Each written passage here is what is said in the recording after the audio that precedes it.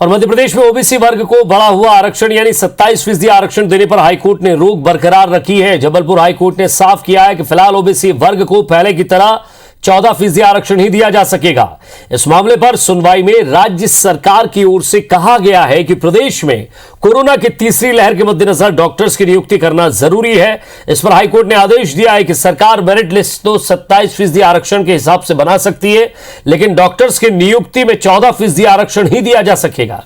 High court ने याचिकाकर्ताओं समेत राज्य सरकार से लिखित में अपनी बहस के बिंदु पेश करने के आदेश दिए हैं।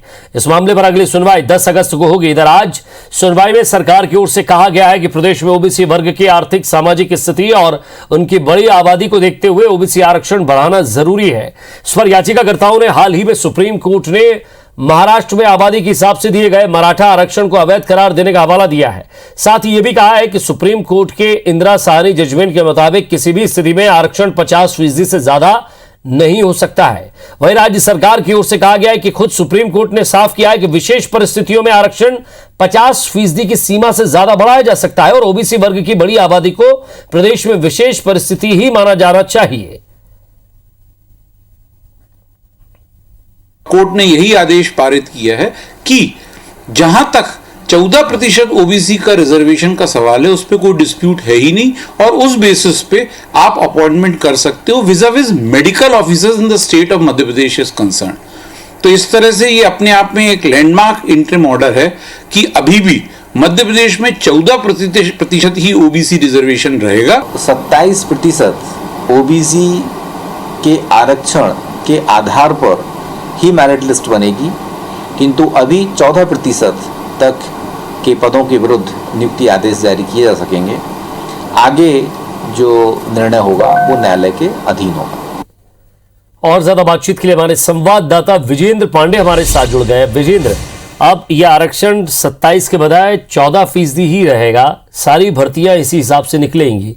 साथ ही साथ अब इस मामले को लेकर कहीं ना कहीं उच्च न्यायालय जाने की जरूर कोशिश, सुप्रीम कोर्ट जाने की जरूर कोशिश करेगा ओबीसी वर्ग, क्योंकि यहां से सफलता हाथ नहीं लगी है।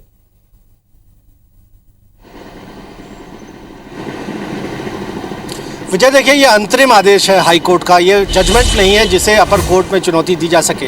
हाई कोर्ट का विस्तृत इस याचिकाओं पर फैसला आना बाकी है और जब हाई कोर्ट का अंतिम फैसला आएगा तब वो चैलेंज किया जा सकेगा अपर कोर्ट में। यदि कोई पक्ष चाहे तो उसे स्वतंत्रता रहेगी कि वो तो या तो अपील कर सकता है या सुप्रीम कोर्ट जा सकता है। फिलहाल ये अंतरिम आदेश है, एक इंटरिम ऑर्डर है हाई कोर्ट का, जिसके ज़रिए हाई कोर्ट ने फिर से बढ़ा हुआ आरक्षण पर जो रोक लगी थी उसको बरकरार रखा है। बता दूं आपको कि कमलनाथ सरकार ने मध्य प्रदेश में ओबीसी वर्ग को दिया जाने वाला आरक्षण जो था वो 14 से बढ़ाकर 27% कर दिया था, लेकिन इसके खिलाफ कई याचिकाएं दायर की गई थी जिन पर एक साथ हाई कोर्ट में सुनवाई हो रही है। विजय, 73 याचिकाएं हैं जिन पर आज हाई कोर्ट ने फिर से लगातार मैराथन एक साथ सुनवाई की और सुनवाई के दौरान राज्य सरकार की ओर से कहा गया कि चूंकि बढ़े हुए ओबीसी आरक्षण पर पहले ही कोर्ट की रोक थी, लिहाजा कोविड की प्रतिकूल हालातों को देखते हुए प्रदेश में डॉक्टर्स की नियुक्ति की जाना जरूरी है। ऐसे में वो किस मान से आरक्षण दें, तो कोर्ट ने ये कहा है कि मेरिट लिस्ट तो 27% से बना सकते हैं, लेकिन बढ़ा हुआ आरक्षण अंततोगत्वा देने पर हाई कोर्ट ने रोक लगाई है, जिसमें 14% के हिसाब से ही